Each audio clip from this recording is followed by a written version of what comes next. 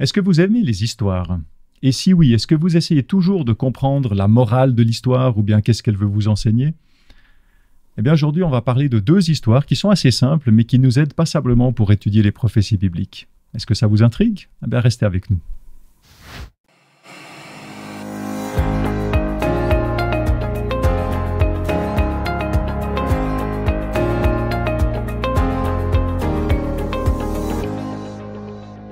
Je suis très content de vous retrouver sur le plateau de 3DS cette semaine. Ça me fait plaisir. J'espère que vous avez passé une bonne semaine. Et aujourd'hui, on se retrouve, on en est à la leçon 11 dans notre trimestre, dans notre étude sur les allusions, images, symboles pour mieux comprendre les prophéties bibliques et en particulier l'Apocalypse. Et cette semaine, leçon 11, on va parler du livre de Ruth, de l'histoire de Ruth et d'Esther également. Alors aujourd'hui, j'ai deux personnes, deux invités pour parler de cette thématique, pour développer un petit peu ça. Il y a à ma droite Arnaud, et je te remercie d'être là. Bonjour. Et puis Evelyne qui est à ma gauche, merci aussi. Bienvenue à tous les deux. Ça me fait plaisir de vous retrouver, puisqu'on était déjà là ensemble il y a quelques semaines. Arnaud, est-ce que tu veux te présenter en quelques mots? Oui, avec plaisir. Je m'appelle Arnaud, je suis actuellement étudiant en théologie et aussi assistant pasteur dans une église adventiste à Genève, en train de pouvoir terminer gentiment les études pour se préparer à la suite et à ce qui viendra après, peut-être plus dans la vie professionnelle, avec tout ce qui va suivre aussi. D'accord. Donc, c'est pas le moment de flancher, là. Non, il faut s'accrocher, là. Il faut s'accrocher. C'est ça. Très bien. En tout cas, on se réjouit que tu sois avec nous aujourd'hui. Merci. Et Evelyne? Alors, bonjour Eric, bonjour Arnaud. Moi, je suis dans le sceptre opposé de toi, qui commence dans ta vie professionnelle. Moi, je suis presque à la fin, presque quelques années pour finaliser mon emploi. Autrement, dans ma vie de chrétienne engagée, je suis membre actif de l'Église adventiste de Genève, Genève-Cluse, de Genève francophone depuis longtemps. Et j'ai dit que je m'appelais Evelyne. Oui. Et du coup, je suis maman, grand-maman. D'accord. Voilà. Ah ben voilà, donc on voit finalement, vous allez vous compléter d'une manière parfaite, merveilleuse. Merci beaucoup d'être là, ça me fait très très plaisir. Et j'aimerais commencer par vous poser une question assez simple, mais voilà, pour voir un petit peu ce que vous avez vécu. Pour vous, quelle est l'histoire ou la fable, et on connaît tous des histoires ou des fables depuis tout petit, ou même dans le cours de la vie, il y a des choses qui arrivent, mais quelle est l'histoire ou la fable qui vous parle le plus, ou qui vous a le plus parlé, si ça date de votre jeunesse, mais de par sa morale, de par son message, et dans quelle mesure cette histoire ou cette fable vous a permis de mieux comprendre la vie ou peut-être de mieux comprendre certaines situations de la vie? Alors pour ma part, c'est une histoire vraie que j'aimerais partager. Et c'est l'histoire de ma grand-mère maternelle qu'on appelait Omama, et qui est une femme que j'ai beaucoup aimée. Et ce qui a été très inspirant pour moi, c'est que son enracinement dans la foi a été quelque chose d'extrêmement courageux. Donc, pour vous donner un petit peu le contexte, ma grand-mère est née en étant enfant d'une fille-mère dans une période où c'était extrêmement mal vu, dans une région pauvre. Elle a été abandonnée. Après, elle a dû partir. Sa maman ne l'aimait pas. Comme exemple, pour dire que sa maman ne l'aimait pas, quand elle était adolescente et qu'elle avait le moyen de gagner un peu des sous, elle est venue la récupérer pour qu'elle ait travaillé, pour qu'elle puisse ramener de l'argent à la maison, même en tant qu'apprentie. Mais elle ne lui permettait pas de manger à table avec elle. Elle devait manger en dehors. Bref, elle est partie en Suisse avec différentes opportunités. Elle a rencontré mon grand-père, elle s'est mariée.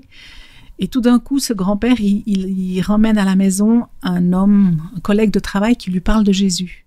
D'un Jésus qu'elle n'imaginait pas avoir un ami avec Jésus. Elle avait grandi dans la foi catholique où elle avait peur d'un Dieu punisseur. Et quand son mari a compris que ma grand-mère commençait à adhérer au principe des adventistes, puisque c'était un membre adventiste, il a décrété qu'il voulait divorcer de cette femme. Et là, ma grand-mère avait déjà 3 enfants et elle s'est positionnée en étant seule en Suisse, sans famille, en sachant que retourner dans son pays, il n'y avait personne qui allait la soutenir, en sachant qu'elle n'avait pas de moyens financiers pour subvenir à ses besoins et à ceux de ses enfants. Et elle s'est positionnée, elle a dit, je suis prête à tout, mais la foi que j'ai trouvée et ce Jésus auquel maintenant je veux suivre, j'abandonnerais ça pour rien au monde. Ça a ancré sa foi et c'est aussi son Église qui avait prié pour elle. Et le Seigneur a ouvert des portes d'une manière incroyable qui a permis que cette femme persiste dans son mariage, persiste dans sa vie et transmette une foi vivante à ses descendants dont je suis. Et ça a été vraiment une histoire marquante pour moi. Vraiment une histoire de positionnement. Ouais, c'est ce que je voulais partager. J'imagine. En tout cas, c'est très riche et c'est intéressant parce qu'on le verra, mais ça fait écho aussi à ce qu'on va aborder aujourd'hui. Un positionnement. Donc, merci beaucoup pour ces témoignages, très beau. Et toi, Arnaud? Alors, ce sera beaucoup moins, je pense, émouvant que ton histoire, mais c'est pour rester un peu plus basiquement, c'est la fable du lièvre et la tortue qui... j'ai fait beaucoup de courses à pied et j'ai souvent vu des gens qui commencent à partir très très rapidement et qui se fatiguent, qui s'arrêtent et qui repartent de nouveau. Et j'ai tendance à être plus comme ça et j'ai toujours été impressionné par les personnes qui arrivent à avoir une consistance dans leurs actions, à avoir une discipline et une persévérance qui permet, malgré les événements, de continuer, de baisser la tête et d'avancer. Je trouve cette manière de faire impressionnant, de pouvoir garder en tout cas la mais ça demande de la discipline. C'est ça, exactement. C'est pas toujours facile. Pas toujours facile. Très bel enseignement aussi, effectivement. On va rentrer dans le texte biblique maintenant pour commencer notre étude. Et pour ça, j'aimerais vous inviter à prier avec moi. Notre Dieu, on veut te remercier pour le plaisir qu'on a de nous retrouver encore cette semaine, de pouvoir partager autour de ta parole, de pouvoir étudier, discuter entre nous. J'aimerais te prier pour nous, pour nos échanges, que ton esprit soit avec nous, nous guide aussi, que tu sois présent à notre table, sur notre plateau, et que tu sois aussi avec tous ceux qui nous écoutent et qui nous entendent, Seigneur, qu'on puisse mieux te connaître et mieux te comprendre, Seigneur, au travers de ta parole. Nous te prions au nom de Jésus. Amen. Amen. Amen. Alors, cette semaine, je commence d'abord avec le texte central qui se trouve dans Esther 5, le livre d'Esther au chapitre 5, verset 2. Et après, on va tout de suite rebondir sur le livre de Ruth. On va commencer par l'histoire de Ruth, mais j'aimerais quand même donner ce texte de Esther parce qu'il fait un peu le fil rouge. Et c'est quelque chose qu'on va reprendre par la suite dans notre discussion. Donc, Esther 5, 2, où le texte nous dit « Au moment même où le roi vit la reine Esther debout dans la cour, elle eut grâce à ses yeux. Le roi tendit à Esther le sceptre d'or qu'il avait en main. Esther s'approcha et toucha la pointe du sceptre. » Alors quand on lit ce texte, c'est un beau texte, mais si on l'enlève de son contexte et qu'on le lit juste comme ça, c'est un texte, en tout cas moi, qui m'a semblé complètement anodin. C'est une belle histoire, une reine s'approche du roi, le roi y réagit favorablement, qu'est-ce qu'il y a de plus banal, surtout que la reine, c'est quand même la femme du roi, donc voilà. Et pourtant, quand on connaît le contexte de cette histoire, et on le verra après, mais on se rend compte que ce verset, il est vraiment c'est un élément clé, c'est un moment charnière qui a une très très grande signification dans l'histoire. Et voilà, je vous laisse un peu l'eau à la bouche. On va revenir dessus parce que c'est un texte fondamental et qui va nous... Ouais, c'est un peu un fil rouge qui va nous accompagner tout au long de cette étude et on va revenir dessus plus concrètement. Mais maintenant, j'aimerais aborder d'abord l'histoire de Ruth. Alors, l'histoire de Ruth, quand on prend le livre de Ruth, si on regarde les quelques premiers versets, il nous explique le contexte de l'histoire. Alors, le contexte en quelques mots, parce qu'on n'a pas le temps de lire tout le texte. Mais c'est un homme qui s'appelle Elimelech, qui habite à Bethléem, en Juda, donc c'est à l'ouest de la mer Morte. Et il est là avec sa femme Noémie, il a 2 garçons. Et tout d'un coup, il y a une famine qui arrive, et Elimelech, ce père de famille, décide de partir dans le pays de Moab, qui se trouve à l'est de la mer Morte, c'est dans la Jordanie actuelle, donc de l'autre côté de la mer Morte. Donc il déménage là-bas, et cette famille vit dans le pays de Moab pendant quelques années. Il y a les enfants qui grandissent, les 2 garçons. Ils deviennent adultes et ils se marient avec 2 femmes qui sont de Moab, des Moabites. Une femme s'appelle Orpa et l'autre s'appelle Ruth. Et puis ils vivent là et une dizaine d'années plus tard, le père Elimelech meurt et suivi, on ne sait pas combien de temps après, mais les deux enfants qui se sont mariés, ils meurent également. Donc la mère Noémie se retrouve, donc la femme d'Elimelech qui s'appelait Noémie, elle se retrouve là avec ses 2 belles-filles, Orpa et Ruth, et elles sont toutes les 3 veuves et sans ressources. Elles sont dans un contexte très, très difficile. C'est une situation dramatique, une situation même terrible à l'époque. Il n'y avait pas les assurances sociales. Enfin, voilà, on peut s'imaginer. Donc, elles se retrouvent là, veuves, les trois, et laissées à elles-mêmes. Et la question que j'aimerais vous poser, c'est est-ce que vous pouvez nous éclairer un peu plus sur la pertinence du contexte de cette histoire par rapport à aujourd'hui, si on fait un parallèle, et justement quel parallèle on peut faire avec notre situation actuelle et qui nous permettrait de nous raccrocher à la suite de l'histoire pour comprendre les enseignements, pour faire des ponts entre cette histoire et puis nous aujourd'hui. Alors, déjà, on comprend qu'on est à Bethléem. Et on sait que Bethléem, on apprend que le Bethléem, ça veut dire la maison du pain. Donc déjà, on est un peu surpris que dans la maison où il devrait y avoir du pain en abondance, si on appelait un endroit boulangerie, que tout d'un coup, il y a une famine. Donc c'est vraiment quelque chose qui est abrupt, qui est incompréhensible. Qui contraste qui est contrastant. Et du coup, ça fait décider une famille de quitter. Il y en a une grande partie qui vont rester quand même à Bethléem, qui vont quand même continuer à vivre à Bethléem. On va le voir dans la suite de l'histoire. Mais Elimelech, lui, décide de ne compter que sur lui-même. On imagine qu'il se dit, ben voilà, c'est ce que je dois faire, moi, pour ma famille. Et il part. Il part dans un pays lointain. Et pour sa femme Naomi, c'est quand même une grande perte de quitter tout le voisinage, toutes les relations sociales, tout le filet social qui est la famille, qui est quand même importante en Israël. Mais quand même, ils font le choix de se dire non, on va trouver mieux. Alors déjà là, je ressens moi une forme de manque de confiance dans ce qui existe, et puis de se dire ben voilà, on participe un peu à l'effort commun, tout le monde a moins, mais le Seigneur qu'on adore, il va trouver une solution. Donc là non, il décide de partir. C'est vrai que dans d'autres histoires, c'est Dieu qui dit va là où Abraham, le pays où je te montrerai, etc. Ouais. Mais on n'est pas du tout dans le même cas de figure ici. Elimelech, il décide lui de partir. Et il emmène sa femme, les enfants sont encore petits, et effectivement, après, la vie fait que l'environnement permet aux garçons de rencontrer des Moabites. Et je trouve intéressant de voir comment Dieu, dans toutes les situations, il peut utiliser tout ce qui nous arrive. Dieu ne va pas s'arrêter. Ah ben voilà, t'es parti, ben tant pis pour toi. Non, il va accompagner. Mais il va accompagner, il va se révéler au moment voulu, au moment opportun. Alors bien sûr, le décès d'Elimelech et des deux fils, c'est pas quelque chose de voulu, mais il décède. Ça arrive. Ouais. Oui. Et par contre, Naomi, elle va rentrer en elle-même. Et quand elle va rentrer en elle-même, elle va se dire mais qu'est-ce que j'ai quitté au fond ? Je vais y retourner. Je serai rien là-bas, mais je vais y retourner. Et du coup, c'est tout cet accompagnement, ce cheminement que Dieu il va être le filet. Il n'est pas visible, mais il va être ce filet de secours. Et je trouve que dans notre vie à nous, c'est réconfortant de se dire que quelque chemin qu'on prenne, même si on quitte notre maison du pain, eh bien, le Seigneur est sur la route. C'est vrai que Dieu il ne va pas assurer qu'on n'ait pas de problème, non. Mais il va nous suivre, il va respecter nos choix, il va nous accompagner, il va toujours être ce secours, parachute de secours pour éviter qu'on s'écrase quelque part.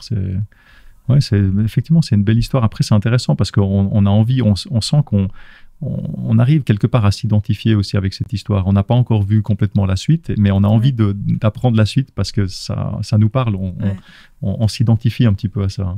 Et Dieu aurait pu se manifester avant. On pourrait penser dès le moment où Elimelech va mourir, on pourrait se dire Dieu est là.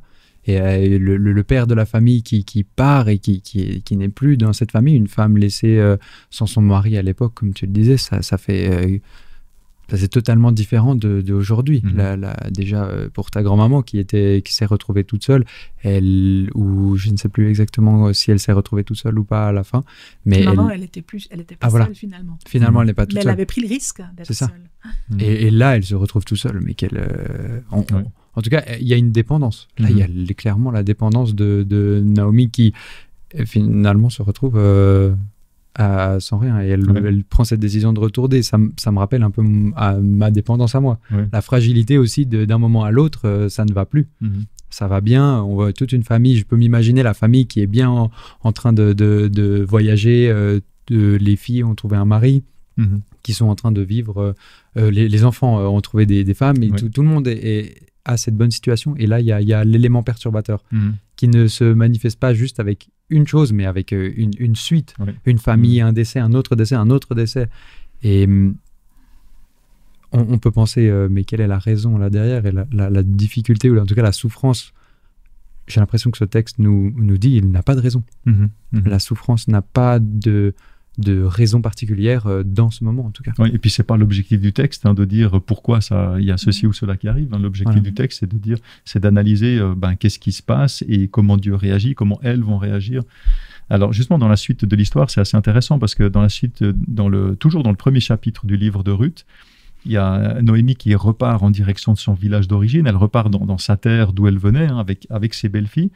Mais finalement, elle sait très bien qu'elle ne peut rien leur offrir. Elle ne peut pas leur promettre un avenir. Elle peut pas, voilà. Et elle va discuter avec elles et elle va leur dire, mais retournez chez vous, retournez dans votre pays, dans votre famille, dans votre pays de Moab.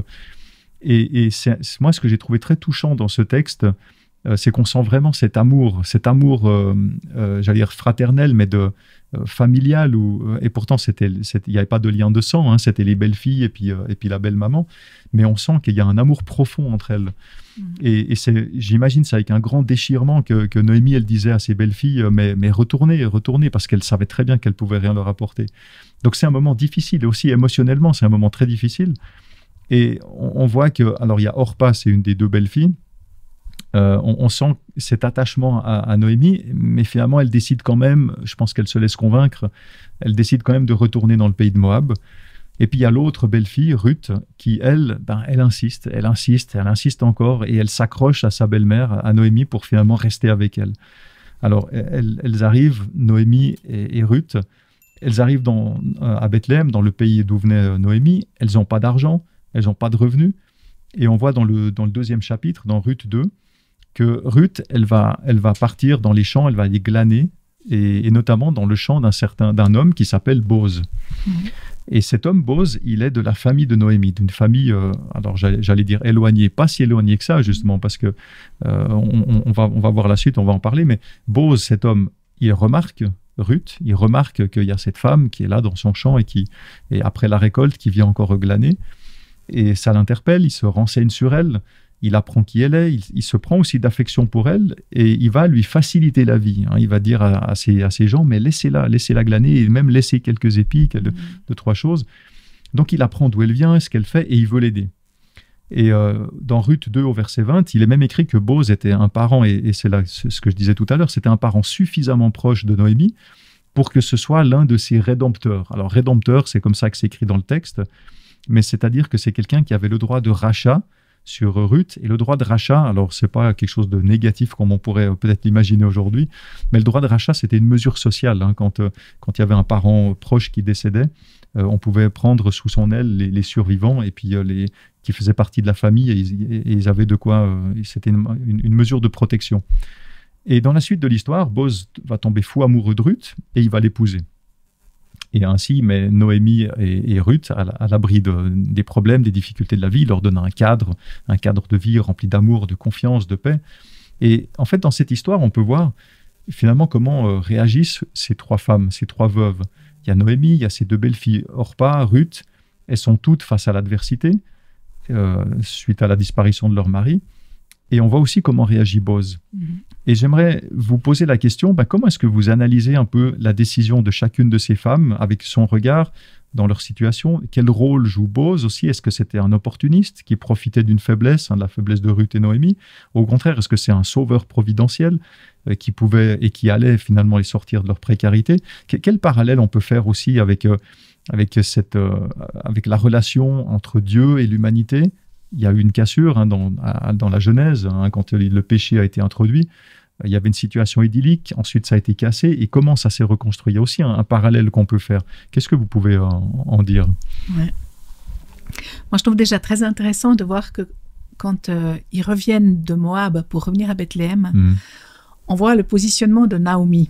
qui dit « Mais j'ai rien à t'offrir. Ruth et Orpa, retournez chez vous, j'ai rien à vous offrir. » Et elle devra apprendre d'accueillir ce que les belles filles peuvent lui offrir. Et du coup, ça ouvre aussi une perspective de se dire comment est-ce que nous, on peut recevoir ce qui est prévu pour nous et pas seulement que nous, on peut donner. Ça, c'est déjà un cheminement, je trouve, qui est intéressant. Et dans ce sens, Dieu n'a pas laissé Naomi rentrer seule parce que l'accompagnement d'une femme jeune qui est pleine de vie, d'entrain, qui est travailleuse, c'était plus précieux que tout pour Naomi qui rentre, qui n'avait rien.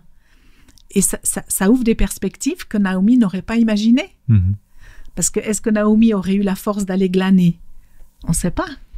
Mais n'empêche, c'est sa belle-fille qui va glaner pour elle. Donc, elle doit d'abord apprendre aussi à recevoir. À recevoir les bénédictions que Dieu avait réservées pour elle. Et que Ruth va transmettre à travers sa personnalité aimante envers une femme qui, a priori, ne lui doit d'abord rien, mais qu'elle décide de choisir parce que Naomi représente quand même quelque chose qui plaît à Ruth. C'est une forme de dépendance aussi, hein, quelque part. Et je pense surtout de son côté, comme elle faisait partie de la génération des parents, c'est dur de se dire, c'est moi qui devrais apporter quelque chose à la génération en dessous. Et c'est vrai que c'est un cheminement psychologique qui ne doit pas être évident, hein, de se dire, comme tu dis, hein, de s'ouvrir à ça et de se dire, finalement, c'est pas moi qui apporte, c'est l'autre qui m'apporte, et de l'accueillir et de l'accepter. Hein, les rôles s'inversent. C'est exactement les rôles s'inversent. Hein, ça ne doit pas être aussi simple. Hein. Et ça montre que Dieu ne se limite pas à un schéma. Il peut renverser une situation. Et c'est vrai que les situations dans la vie, ça peut vite changer, effectivement. Revenir à complètement renverser ça. Absolument. La difficulté qu'elles ont dû traverser à ce moment-là, je pense qu'on la sous-estime un petit peu. La souffrance de Naomi et de Ruth, qui sont les deux, et de Orpa, de perdre le beau-père, de perdre le mari et de plus avoir à manger. Un de ces éléments, on voit avec l'histoire des frères de Joseph qui n'ont plus à manger et ça bouleverse leur vie. Donc rien qu'un seul élément. Après, on peut encore ajouter à ça des autres éléments qui arrivent après, le décès, un autre décès, un troisième décès. Je pense que ça les renforce. Les liens, Orpa n'a peut-être pas la même relation, mais j'ai pu expérimenter les temps où j'ai les plus grandes connexions avec des gens, c'est dans les moments où c'est plus difficile, où ça devient, où on est en train de faire face à une situation ensemble. Les familles se rassemblent dans les décès, ou pour en tout cas pour un moment de pouvoir être ensemble. C'est les moments qui rattachent les liens. Et ça... Là, je les imagine un peu les compagnons de galère qui sont entre Naomi et Ruth, avec un nouveau lien fort de toi aussi tu as perdu ton mari, toi aussi tu as perdu, qui a aussi perdu son fils. Donc, cette idée de souffrance. Et, pardon, excuse-moi, vas-y. Continue. L'idée tu as mentionné de cette dépendance qui arrive aussi. J'avais lu le verset au chapitre 2 et au verset 3. Elle alla glaner dans un champ derrière les moissonneurs, et il se trouva, par bonheur, que la parcelle de terre appartenait à Boz. Je trouve ce par bonheur, qui en hébreu est finalement la providence, la chance, c'est comme par hasard, tout d'un coup, on se retrouve dans une situation où ça a été par hasard planifié. Et il y a cette souffrance, il y a cette camaraderie ou cet amour qui se fait entre elles, et Dieu est derrière dans cette présence, comme vous disiez avant, le filet, oui, par hasard, Dieu est là. Et j'aime beaucoup voir derrière ce par hasard, Dieu. J'avais entendu cette situation. Un clin d'œil du Seigneur, comme mais clairement. Ma femme. J'avais entendu cette citation qui dit que le hasard est quand Dieu essaye de se faire passer incognito. Et là, on peut voir Dieu qui essaye de se faire passer incognito. D'accord. C'est intéressant. Moi, ce qui m'interpelle surtout, c'est que Dieu prépare toutes choses. Même le retour de Naomi, elle est préparée. La bonne disposition de Boz, c'est quand même préparé. Celui que le texte appelle même le Rédempteur. C'est ça, c'est quand même voulu, c'est quand même organisé. Et même Orpa, je trouve que Orpa, elle est un peu considérée comme celle qui est lâcheuse. Et au final, on comprend quand même que Orpa qui retourne en Moab, On saura plus tard que le roi David, quand il devra fuir devant Saül, il ira se réfugier en Moab. Comme si à Moab, il avait une connexion. Mais il est le descendant du fils que Ruth aura. On peut imaginer aussi que Orpa, elle repart avec cette connaissance du Dieu d'Israël. Oui, ça va pas tomber nulle part. Effectivement, oui. C'est pas anodin que ce soit Moab où David va aller se réfugier. Donc on comprend aussi par là que Dieu prépare des choses dont on n'a même pas conscience. Tout à fait. Ouais. Et on peut vraiment s'accrocher à ça pour nous aujourd'hui. J'aimerais prendre maintenant l'histoire d'Esther. Alors, je vais essayer de résumer très rapidement l'histoire qui se passe à l'époque de l'Empire médo-perse, dans la capitale de l'Empire, à Suse, c'est dans l'Iran actuel. C'était à l'époque du roi Xerxès, donc au 5e siècle avant Jésus-Christ. On a des protagonistes principaux qui sont d'un côté le roi Xerxès et son Haman, qui est son second, le second du roi, et d'un autre côté, on a un juif qui s'appelle Mardoché, et sa nièce Esther, et par un certain concours de circonstances que je ne vais pas détailler là, mais en tout cas, j'invite tout le monde à lire le texte parce que c'est une très très belle histoire, mais Esther devient la reine, la femme du roi Xerxès. Et ce qui nous intéresse dans cette histoire, pour rester dans notre thématique, pour mieux comprendre les prophéties, c'est en particulier la personne de Haman, le second du roi. Alors Haman, il était flatté que le roi l'ait élevé au-dessus des autres princes, il l'a mis un petit peu en évidence, il l'a mis un peu sur un piédestal, et il était rempli d'orgueil, et il a exigé que tout le monde se prosterne devant lui et en sa présence. Puis Mardoché, lui, il était juif, il voulait rester fidèle à son Dieu, et fidèle à son roi aussi d'ailleurs, et il ne s'est pas prosterné devant lui. Haman, quand il a appris ça, il était rempli de fureur, et il a fait signer, pour se venger, il a fait signer par le roi un décret royal donc pour détruire tous les juifs du royaume. Bien sûr, il a trompé le roi, parce que le roi ne savait pas que ça impliquait cette chasse au peuple juif. Et il ne savait pas non plus que Mardoché et que sa femme, la reine Esther, était juive. Il ne savait pas. Et en fait, c'est là que la reine Esther, elle va entrer en jeu, et on pourra reprendre le texte que j'ai lu tout à l'heure, mais elle va rentrer en jeu pour démasquer cette tromperie et tout ce plan machiavélique d'Haman et exposer au roi la vérité, la véritable nature d'Haman. Et c'est là tout l'enjeu du texte d'Esther 5.2 qu'on a lu en introduction, où Esther s'approche du roi pour mettre en action son plan subtil pour défendre son peuple, le peuple juif.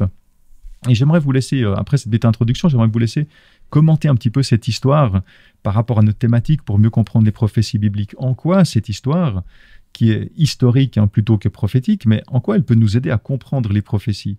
Quels sont les points communs? Avec quoi est-ce qu'on peut faire un parallèle et pourquoi? La personnalité de Haman est vraiment très intéressante dans le positionnement qu'il prend par rapport au roi. Comme si le roi pouvait être ignoré.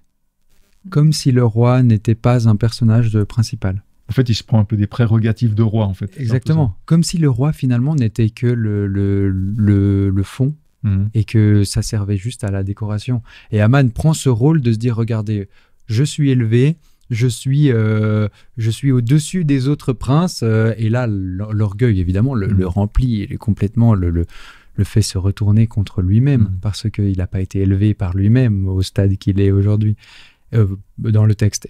Et ça fait un parallèle très fort avec le rôle que Satan prend dans le conflit qu'il a avec Dieu au début, où il est élevé non pas par lui-même mais par Dieu, et où il va réussir à pouvoir retourner et faire sa vie un peu comme si Dieu n'était pas l'acteur principal de l'histoire.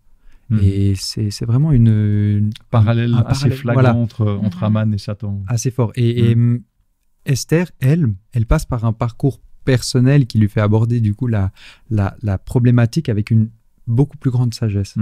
Et la difficulté par laquelle elle passe dans toute l'histoire que, comme tu dis, on n'a pas forcément le temps d'aller dans les détails, mais elle va s'opposer et elle va afficher une opposition qui marque quand même que l'action n'est pas dans le bruit, dans le boucan, dans le tremblement de terre, mais dans la délicatesse, la sagesse, pour faire face à ce qui peut s'apparenter comme un train instoppable. Enfin, on a l'impression de faire face à quelque chose d'énorme. Oui, d'accord. Je trouve surtout intéressant de voir comment Esther, elle va commencer sa vie de reine par de l'obéissance. pourrait parce qu'elle ne le dit pas tout de suite, hein, qu'elle est juive et qu'elle va obéir à son oncle Mardoché. C'est juste. Ouais. Elle va rester dans cette attitude d'obéissance à quelqu'un de supérieur à elle, malgré sa position qui la rend complètement supérieure à tous. Et cette attitude d'obéissance, c'est une attitude qu'on est aussi appelé à vivre en tant qu'enfant de Dieu. On doit commencer par là. Et après, elle est invitée par Mardoché à aller témoigner pour elle. Mais elle ne va pas y aller tête baissée. Et elle va y aller au bon moment, quand c'est le moment. Exactement. Et de la bonne façon. Et elle va aller d'une manière accompagnée. Accompagnée par un soutien spirituel sérieux derrière elle. Oui, de tout le peuple. De tout le peuple, de son oncle, de ses servantes, de ses eunuques, des gens en qui elle met sa confiance. Donc elle les inclut aussi dans cette préparation. Dans la perspective humaine aujourd'hui, on a souvent tendance à pouvoir penser, en tout cas personnellement, j'ai la tendance à penser de se dire, mais Dieu n'est pas pour le fonctionnement de ce monde, il n'est pas dans le... Et pourtant, il y a un respect de l'autorité. Ouais. Paul qui écrit à Timothée en disant, mais soumettez-vous aux autorités parce que les autorités ont été mises en place par Dieu. Et Jésus qui dit, rendez à César ce qui appartient à César. Esther, dans cette situation, a un respect, comme tu disais, une soumission aussi, une obéissance. Pour le voir positivement, une obéissance à l'autorité, dans le respect de se dire, à mon échelle, je ne peux pas aller contre le système, mais je vais à l'intérieur du système pour le transformer. Et puis vraiment, Esther, elle a grandi dans cet état d'esprit, puisque Mardoché, quand il entend ce complot qui se ourdit aux portes du palais, il va dire non, mais on est en train de vouloir assassiner le roi qui gouverne, qui protège notre peuple, qui nous protège, qui nous assure une sécurité. Je vais aller dénoncer ça. Et ce qui est drôle, c'est que c'est cette dénonciation qui va donner à Aman un pouvoir supérieur à ce qu'il avait. Et c'est là que l'orgueil chez Aman va s'enfler. Oui. Et il va se prendre pour le roi. Oui. Alors, c'est très intéressant parce que si on regarde la suite de l'histoire, l'histoire nous dit qu'Esther a agi de manière très intelligente, de manière très subtile pour prendre Aman à son propre piège, pour dévoiler finalement son objectif machiavélique, mais pour le dévoiler à tout le monde, à tous, le mettre au grand jour, et en particulier au roi qui, lui, ne voyait pas ce que voulaient faire les véritables objectifs d'Aman. Alors, on se rend compte qu'il y a une histoire qui commence plutôt mal, avec une tension narrative qui grandit au fur et à mesure de la lecture, et on prend conscience des enjeux, des dangers, du peu de solutions possibles qu'avait Esther, qu'avait ce peuple juif, des terribles conséquences aussi de l'orgueil, de la colère d'Aman. Et puis, tout d'un coup, il y a ce moment charnière, ce texte d'Esther 5.2 qu'on a lu en introduction, où Esther, elle entre en jeu, elle commence à agir avec confiance, conviction, avec sagesse, avec intelligence, et elle accepte en fait de prendre, de risquer sa vie, et elle prend le destin de son peuple entre ses mains. Et finalement, alors si on lit la suite de l'histoire, et j'invite vraiment chacun à le faire, mais la finalité, c'est qu'Esther, elle arrive à démasquer Aman. Et c'est finalement lui, donc Aman, qui subit le sort qu'il avait lui-même réservé pour les Juifs.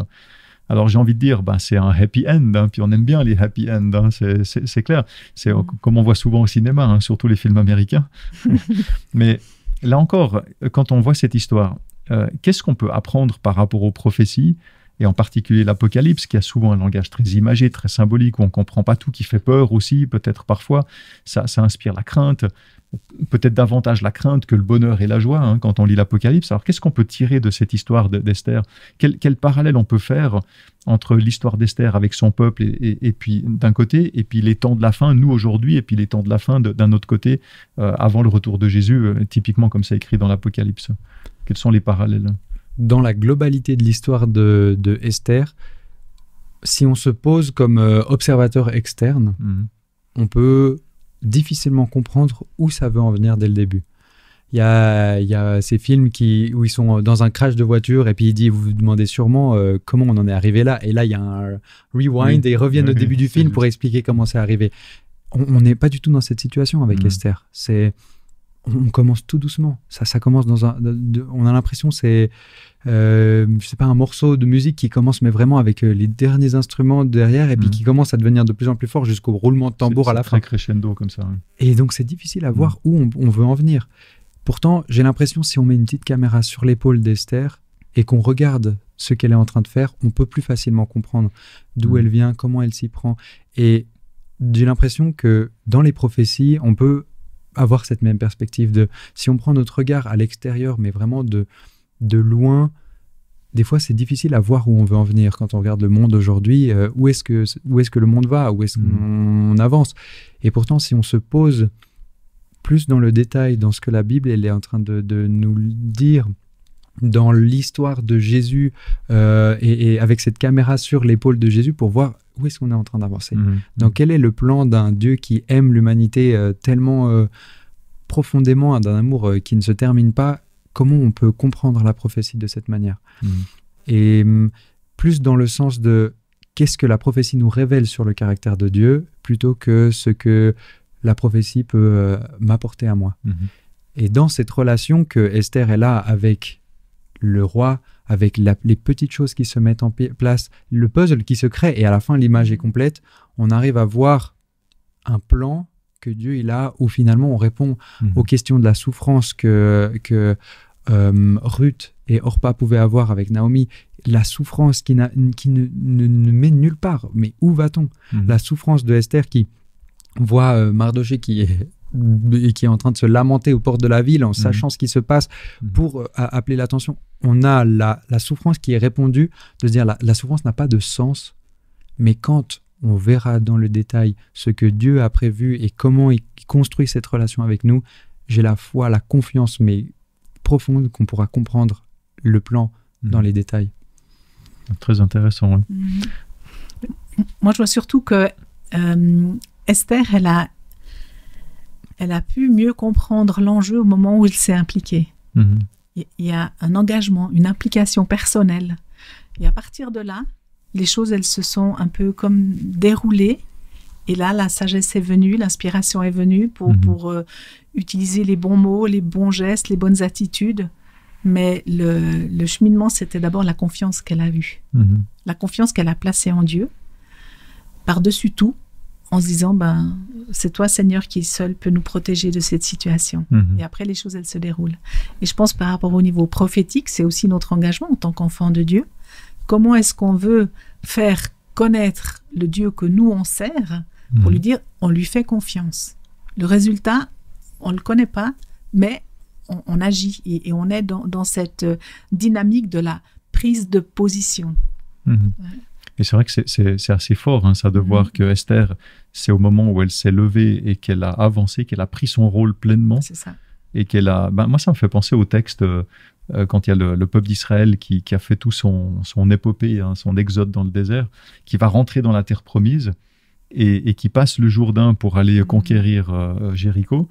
Et ils arrivent et ils doivent mettre les pieds, les jambes dans l'eau jusqu'aux genoux pour que finalement ils puissent passer et puis que la rivière s'arrête de couler. Donc Dieu, il veut aussi qu'il y ait une implication. Il veut qu'on lui fasse confiance, et même si on ne voit pas la chose, on sait que c'est la bonne direction. Et je pense que c'est Dieu qui nous donne cette conviction aussi.